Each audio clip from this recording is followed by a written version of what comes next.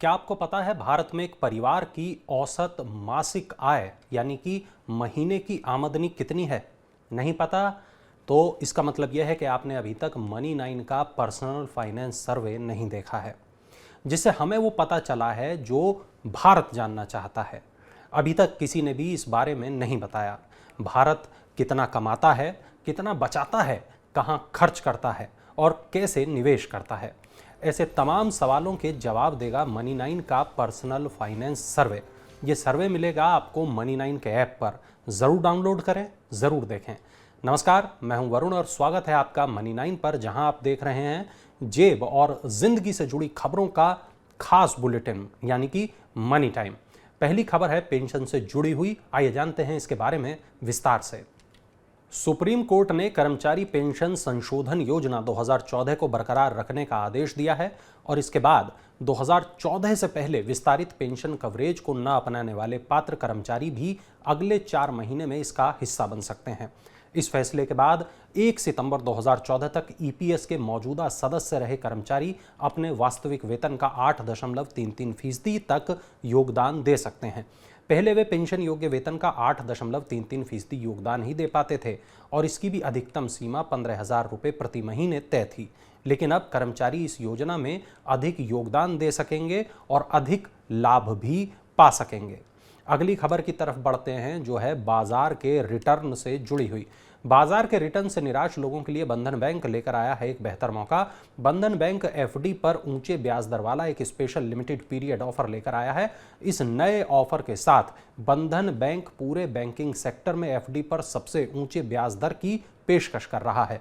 600 दिन की एफडी पर बैंक 7.5% का ब्याज दे रहा है। वहीं सीनियर सिटीजन को आधा फीसदी ज्यादा यानी 8% रिटर्न मिल रहा है। इतना ही नहीं, 1 साल से कम अवधि वाली एफडी पर सीनियर सिटीजन को बैंक 75 बेसिस पॉइंट ज्यादा ब्याज ऑफर कर रहा है। क्या आप भी टैक्स बचाने के लिए म्यूचुअल फंड में निवेश करते हैं? तो सैमको लेकर आया है आपके लिए एक नया ऑप्शन। सैमको म्यूचुअल फंड ने एक नया टैक्स सेवर फंड लॉन्च किया है, Samco ELSS tax saver fund.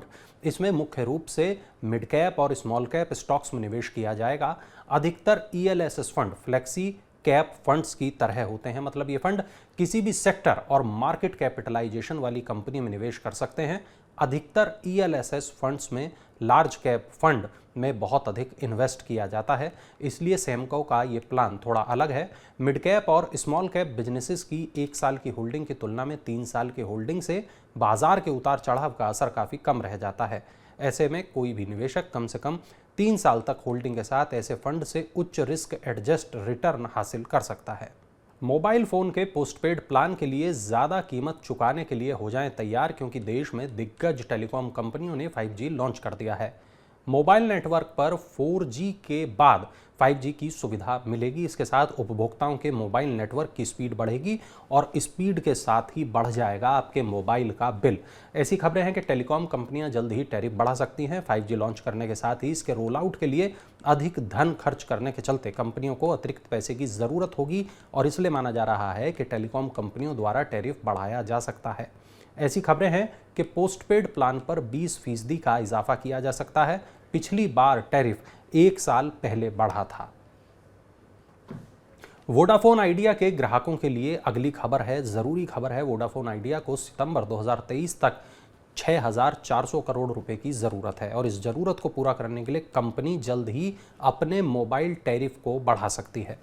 Analyst का कहना है कि घाटे में चल रही वोडाफोन आइडिया फ्रेश कैपिटल जुटाने में विफल रहती है तो फिर कंपनी अपने मोबाइल टैरिफ में बहुत ज़्यादा बढ़ोतरी कर सकती है। कंपनी को अगले 12 महीने में 9,600 करोड़ रुपए के कर्ज का भुगतान करना है। कर्ज भुगतान में चूक से बचने के लिए कंपनी के पास अब सीमित रास्ते ही बचे हैं। कर्मचारियों की छटनी का सिलसिला लगातार जारी है। ट्विटर में कर्मचारियों को बाहर का रास्ता दिखाए जाने के बाद फेसबुक की मूल कंपनी मेटा भी बड़े पैमाने पर छटनी की योजना बना रही है।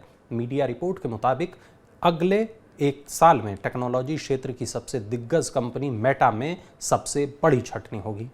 वॉल स्ट्रीट जर्नल की रिपोर्ट के अनुसार मेटा से हजारों कर्मचारियों को बाहर का रास्ता दिखाया जा सकता है। मेटा के कुल कर्मचारियों की संख्या 87,000 है। कर्मचारियों को बुधवार से बाहर का रास्ता दिखाने की शुरुआत हो सकती है। कंपनी के 18 साल के इतिहास में कर्मचारियों की ये सबसे बड़े स्तर पर छटनी होगी। अगर आप भी कम समय में पैसा लगाकर करना चाहते हैं कमाई, तो अगले हफ्ते 4 कंपनियां लाने वाली हैं आईपीओ। ये चारों कंपनियां सामूहिक रूप से 5,000 करोड़ रुपए जुटाएंगी। आईपीओ लाने वाली कंपनियों में Archean chemical industries, 5 star business finance शामिल है। इसके अलावा केंज टेक्नोलॉजी इंडिया और आइनॉक्स ग्रीन एनर्जी सर्विसेज का आईपीओ आने वाला है। पिछले हफ्ते भी 4 कंपनियां अपने आईपीओ लेकर आई थी, जिसमें बीकाजी फूड्स इंटरनेशनल और ग्लोबल हेल्थ लिमिटेड शामिल हैं। ये चारों आईपीओ 9 नवंबर से 11 नवंबर तक खुले रहेंगे। 2022 में अब तक 26 कंपनियां 48,000 करोड़ रुपए जुटाने के लिए आईपीओ लेकर आई हैं। ये बहुत महत्वपूर्ण है। देश की टॉप 9 शहरों में खाली पड़े घरों की संख्या घट गई है। सितंबर तिमाही के अंत तक खाली पड़े घरों की संख्या सालाना आधार पर 12% घटकर 4,77,570 इकाई रह गई। दिल्ली, एनसीआर, बेंगलुरु और पुणे में खाली पड़े घरों में सबसे ज़्यादा कमी आई है। 2022 की तीसरी तिमाही में देश के शीर्ष शहरों में आवासीय संपत्तियों की बिक्री और नई पेशकश दोनों अच्छे रहे हैं। इन शहरों के नागरिकों में गुणवत्तापूर्ण घर खरीदने की अच्छी रुचि है और इस वजह से रियल एस्टेट बाजार में उल्लेखनीय उछाल देखने को मिल रहा है। क्या आप भी ओटीटी पर वेब सीरीज और मूवीज देखने के शौकीन हैं? तो हमारी आखिरी खबर आपके लिए है। अमेजन प्राइम ने ग्राहकों के लिए एक सस्ता प्लान पेश किया है।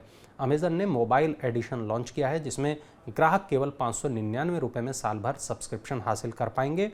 मोबाइल इस्तेमाल करने वाले यूजर्स की पॉकेट का ख्याल रखते हुए अमेजन मोबाइल फर्स्ट या मोबाइल एडिशन लेकर आया है। ये प्लान बाकी प्लान्स की तुलना में काफ़ी सस्ता है। अमेजन प्राइम के mobile application mobile edition subscription लेने पर केवल स्मार्टफोन पर ही वेब सीरीज, फिल्में या वीडियो कंटेंट देखा जा सकेगा। चलिए अब नज़र डालते हैं आईपीओ अपडेट्स पर। आइनॉक्स ग्रीन ने अपने आईपीओ के लिए मूल्य दायरा 61 से 65 रुपये प्रति शेयर तय किया है। INOX green energy services 740 crore रुपए का आईपीओ लेकर आ रही है। आईपीओ 11 नवंबर को खुलेगा और 15 नवंबर को बंद होगा। आइनॉक्स ग्रीन एनर्जी सर्विसेज प्रमुख विंड पावर ऑपरेशन एवं मेंटेनेंस सर्विस उपलब्ध कराने वाली कंपनी है।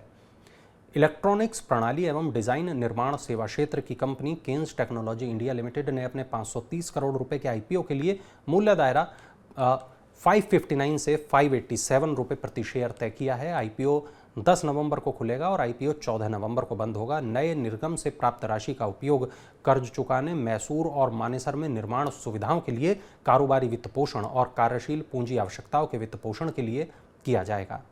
तो यह थी आज की तमाम बड़ी खबरें, ज़रूरी खबरें, वो खबरें जिनका आपकी जेब और ज़िंदगी पर होता है सीधा असर। ऐसी तमाम खबरों के लिए डाउनलोड कर लें मनी9 के ऐप को, ताकि तमाम ऐसी ज़रूरी खबरें आप तक पहुंचती रहें समय पर। अब आपसे मुलाकात होगी कल, तब तक के लिए अलविदा।